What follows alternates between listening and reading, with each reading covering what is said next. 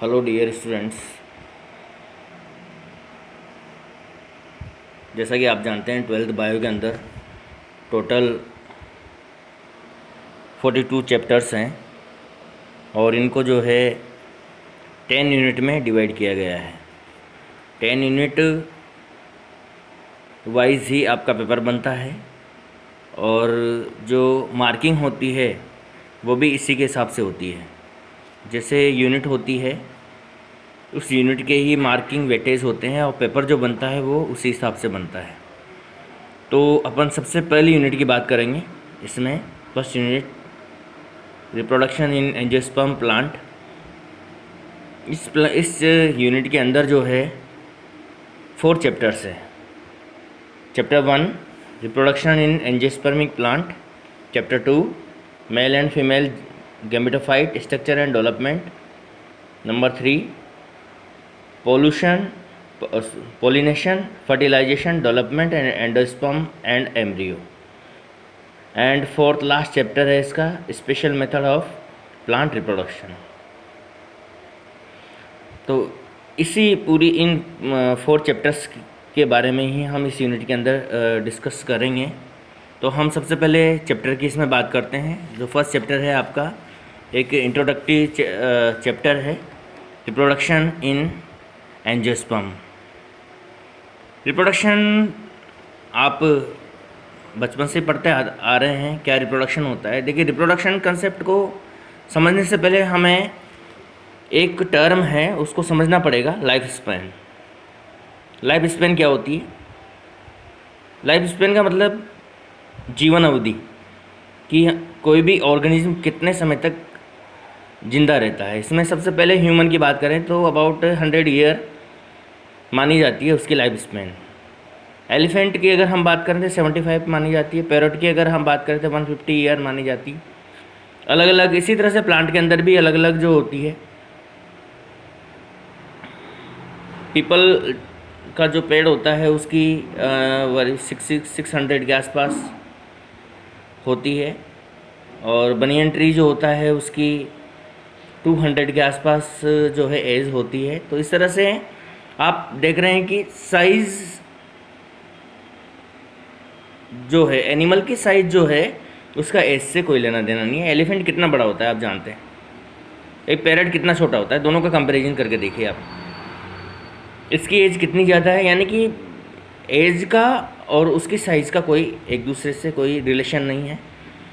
Directly जो है as, किसी भी लाइफ स्पैन जो होता है वो जो है डिपेंड करता है किसके ऊपर, उसकी जेनेटिक्स के ऊपर डिपेंड करता है। इसी तरह से प्लांट में भी आप देखिए, बनियन ट्री और पीपल ट्री दोनों की साइज़, जो पीपल ट्री की जो एज है बहुत ज़्यादा होती है और बनियन ट्री जो होती है उसकी बहुत कम होती है।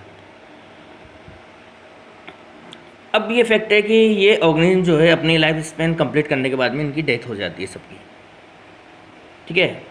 कुछ ऑर्गेनिज्म होती हैं जिनको ऐसा माना जाता है, कुछ साइंटिस्ट मानते हैं, ज़्यादातर तो नहीं मानते हैं लेकिन कुछ साइंटिस्ट मानते हैं, जैसे कि वो इमॉर्टल होते हैं, इमॉर्टिलिटी उनके अंदर पाई जाती है।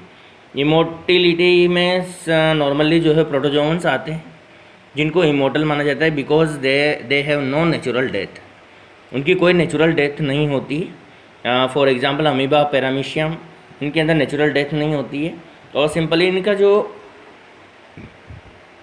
रिप्रोडक्शन का पैटर्न है वो भी कैसा है, इनके रिप्रोडक्शन का पैटर्न जो है वो बाइनरी फिशन के थ्रू होता है।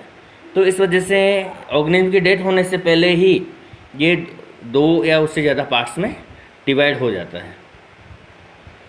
अब अपन आते हैं रिप्रोडक्शन की डेफिनेशन पे। देखिए, रिप्रोडक्शन एक बायोलॉजिकल प्रोसेस होती है जिसमें ऑर्गेनिज्म जो है सिमिलर जो है यंग वन का फॉर्मेशन करता है, similar young one of spring का फॉर्मेशन करता है और इसी प्रोसेस को हम रिप्रोडक्शन के नाम से जानते हैं। It is biological process of organism in which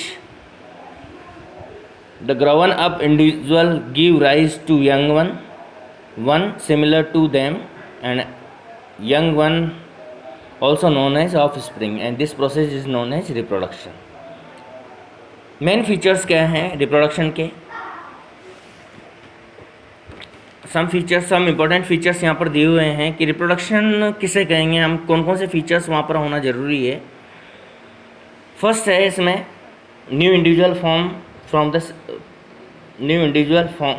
from the separate by the reproduction unit. जो मतलब पेरेंट्स से जो है जो ऑफ स्प्रिंग बनता है वो बिल्कुल सेपरेट होना चाहिए।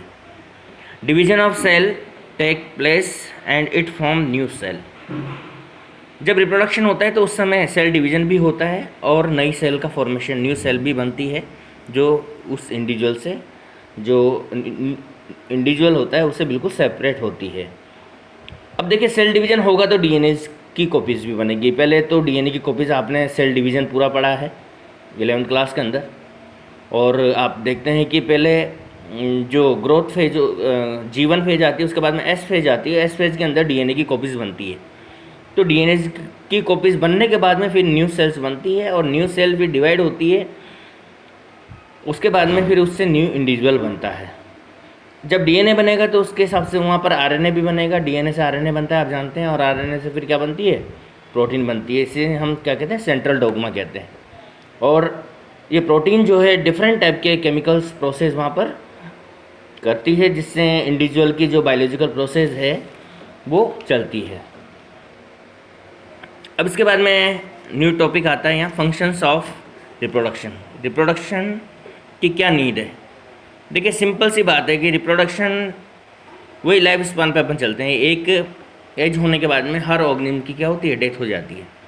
अब डेथ हो जाती है तो फिर कौन आएगा उसकी जगह पे।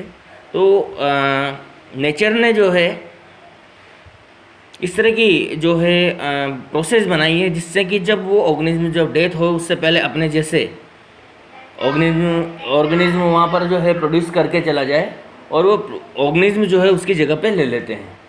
तो इसी तरह से यहाँ पर सबसे फर्स्ट कैरेक्टर जो है कंटिन्यूटी ऑफ स्पीसीज़ है। आप जानते हैं कि लाइफ स्पैन फिक्स होने के बावजूद भी, जैसे ह्यूमन रेसेस है या डिफरेंट टाइप के ऑर्गेनिज्म है, वो अभी तक भी जो है अर्थ पे बने हुए हैं। क्यों बने हुए हैं, ड्यू टू रिप्रोडक्शन।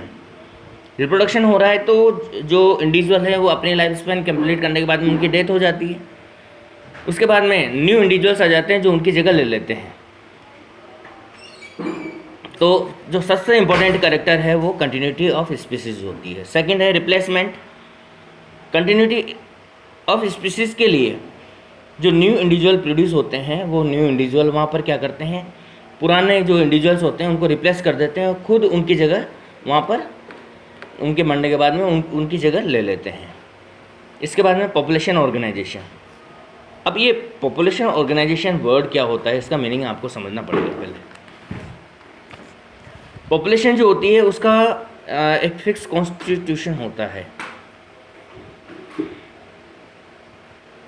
देखिए पॉपुलेशन, जैसे ह्यूमन पॉपुलेशन की अगर हम बात करें तो ह्यूमन पॉपुलेशन में चाइल्ड होते हैं, चिल्ड्रन की पॉपुलेशन होती है, एडल्ट्स होते हैं,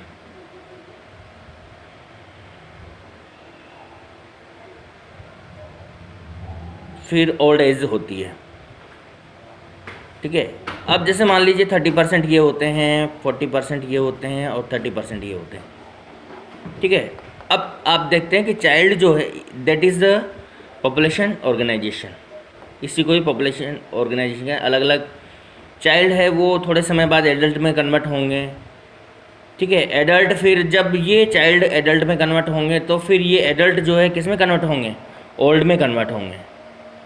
तो चाइल्ड से एडल्ट, एडल्ट से ओल्ड, ये प्रोसेस चलती रहती है। और इसी को ही जो है पॉपुलेशन ऑर्गेनाइजेशन जो है वो फिक्स बना हुआ यहाँ पर रहता है। जनरली हम देखते हैं कि जो पॉपुलेशन होती है उसमें ओल्ड जैसे 20% हो गए, 20% होते हैं ओल्ड, तो ये 30% होंगे और फिर ये 50% होंगे। रेशियो इसी तरह से चलता है। ओल्ड ये जो स्पीसीज है वो अपने से ज़्यादा इंडिविजुअल प्रोड्यूस करती है और ये अपने से ज़्यादा इंडिविजुअल प्रोड्यूस करते हैं। तो इस तरह की नॉर्मल पॉपुलेशन के अंदर इसी तरह से होता है कि उनका ऑर्गेनाइजेशन जो है वो हमेशा फिक्स बना हुआ रहता है और जो ये कैरेक्टर है ये भी रिप्रोडक्शन से ही मेंटेन होता है। इसके बाद में नेक्स्ट आता है वेरिएशंस आते हैं। सेक्सुअल रिप्रोडक्शन, वेरिएशन जो कैरेक्टर है वो स्पेशली सेक्सुअल रिप्रोडक्शन का ही है।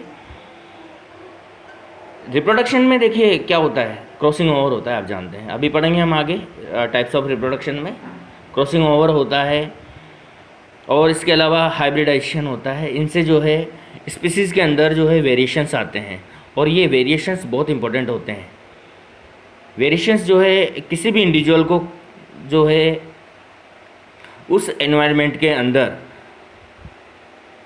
सर्वाइव करने के लिए कैपेबल बनाते हैं, उसके अंदर न्यू कैरेक्टर प्रोड्यूस करते हैं, जो कि वेरिएशन की वजह से जो है इवोल्यूशन भी वहाँ पर होता है, ठीक है। और न्यू फीचर्स जो अपीयर होते हैं वो वेरिएशन की वजह से ही वहाँ पर होते हैं। तो variation is a raw material of evolution, तो वेरिएशन होना बहुत ज़रूरी है।